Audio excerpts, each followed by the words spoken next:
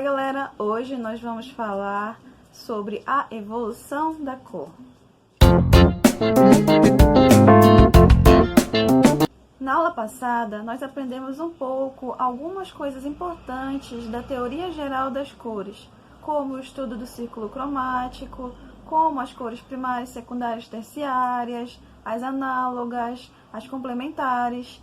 Então, agora que nós já entendemos um pouco mais dessa forma mais técnica da cor e como ela surge nesse efeito óptico, vamos aprender um pouquinho sobre a evolução dela. Como foi que surgiu a primeira cor e como é que os movimentos artísticos utilizavam as cores e mudavam essa concepção. Vamos lá prestar atenção.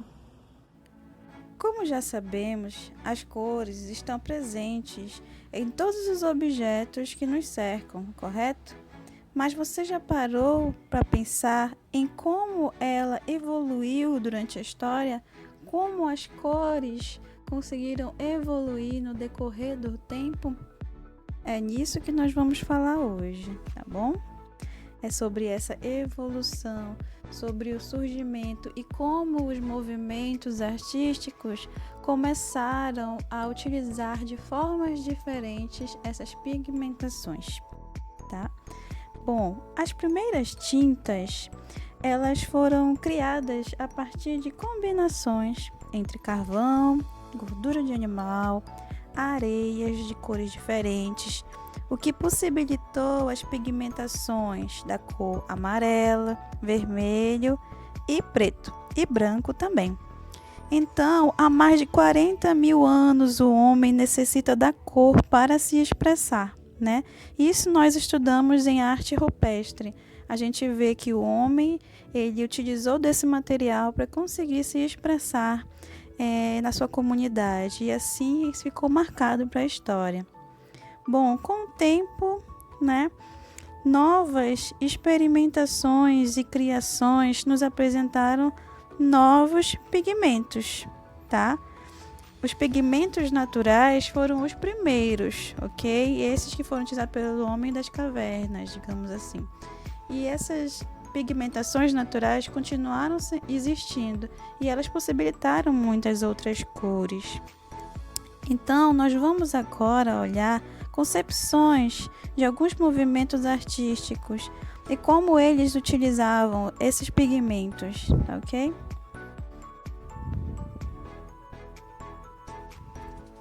O primeiro que nós vamos ver é o Renascimento. No Renascimento, que foi um movimento intelectual e artístico entre os séculos XV e XVI, um pouco do XVII, o qual buscava renascer na arte valores gregos e romanos, né, quanto a questões de proporção e simetria nas obras, agregou um fator muito importante e interessante, utilizando basicamente as cores preto e branco, causando uma oposição entre o claro e o escuro, tá? Isso causou na arte, nessa técnica, uma sensação de luz e sombra que é muito importante para dar a sensação de volume nos objetos, né? Então eu não precisava mais criar um contorno. Quando eu utilizava o preto e o branco juntos e dava as sombras, eu conseguia transformar, dar um volume nos personagens, tá? Essa técnica ficou conhecida como chiaroscuro, que é claro escuro em italiano, né? A minha pronúncia não foi lá essas coisas, mas é basicamente isso. Bom, muitos artistas dessa época utilizaram essa técnica, causando efeitos incríveis. Um exemplo é o artista Caravaggio, né? Ele utilizava essa técnica do chiaroscuro, somado às noções de perspectiva, que também era uma característica muito grande desse período do Renascimento. Aqui nós estamos vendo algumas obras dele. Vejam como essa escuridão no fundo faz o branco e as outras cores contrastarem nesse primeiro plano, né?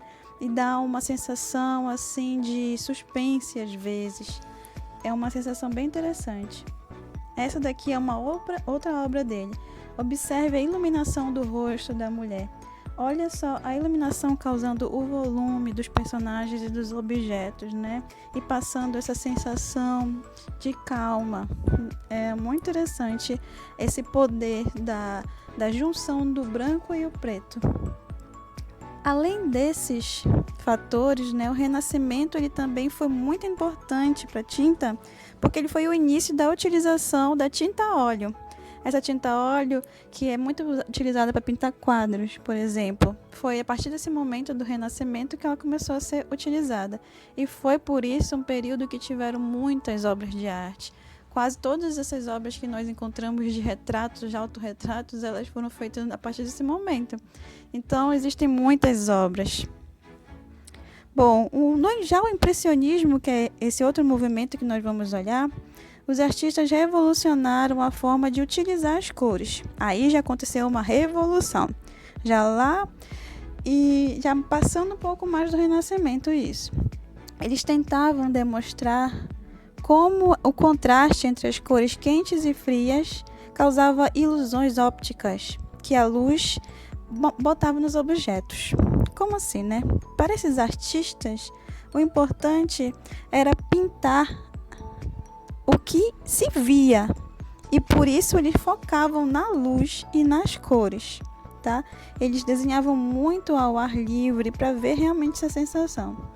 Um artista importante desse período foi o Claude Monet, que pintou a obra, inclusive, que deu nome a esse movimento, né? Que ele se chama Impressão Nascer do Sol, que é essa obra aí.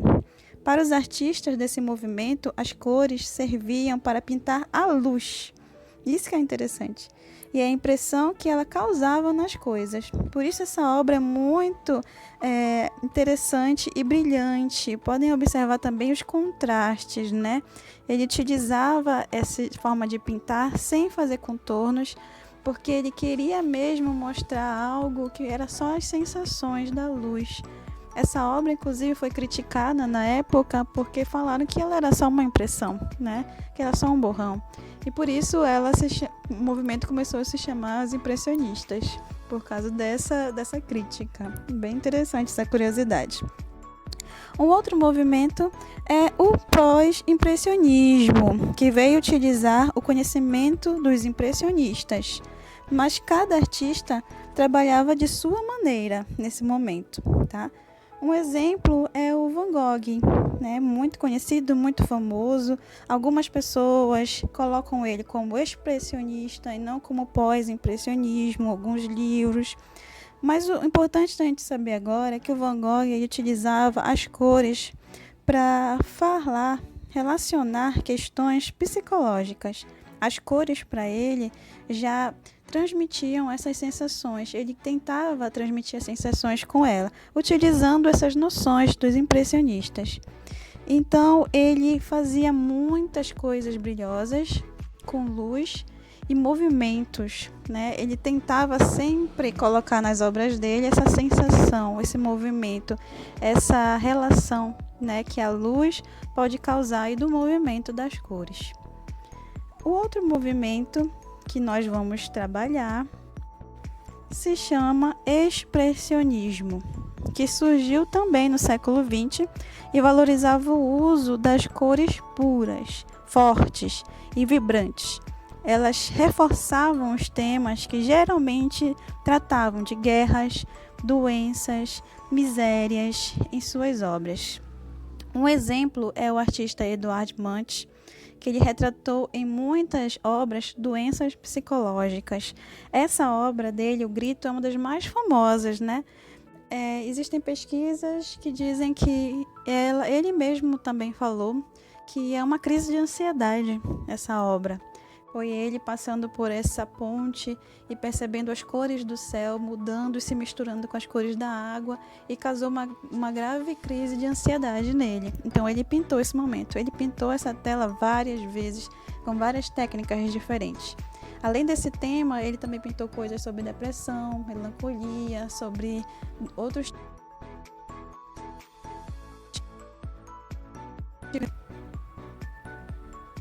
Essa obra dele se chama A Melancolia. Podem observar como ele já utiliza as cores de uma forma bem diferente. Outros movimentos em vanguardas do século XX também trabalharam as cores de formas diferentes. Cada um levou a pintura para uma direção em que trabalhava mais as suas concepções e experiências pessoais.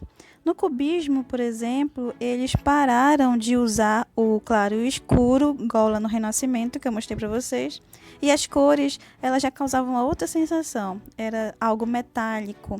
O objetivo era, em parte, causar um aspecto de colagem nas obras, e também não queriam que as cores passassem uma questão psicológica, né? Mas sim só um valor estético. Então eles desmembravam a imagem em forma de figuras geométricas e elas ficavam planas, elas não tinham tridimensionalidade. Aqui vocês estão vendo algumas obras, tá? Essa aqui é do Braque. E também vocês podem perceber que dentro do próprio movimento já existe uma mudança, né? Aqui do Braque já vemos aqui o Picasso, também do cubismo, e ele já trabalha as cores de uma forma mais pessoal. Cada um artista já começou a trabalhar de formas diferentes. Hoje em dia a arte ela está possibilitando você usar eles eram pintados com sangue, assim como nos Homens das Cavernas, as pessoas também voltaram a utilizar muitos recursos, porque o que vai importar é o conceito daquela obra. Hoje em dia é tão fácil a gente encontrar variadas cores no mercado, né, que a gente nem percebe toda essa evolução que precisou do tempo, da história, para a gente poder alcançar elas, né? E qual foi o movimento artístico que vocês mais gostaram das experimentações com cores? Tenho certeza que entre alguns desses, um ficou sendo o favorito de vocês, assim como o pintor também. Então, na próxima aula a gente vai estudar um pouco mais sobre isso e fazer atividade. Então, até lá. Beijão.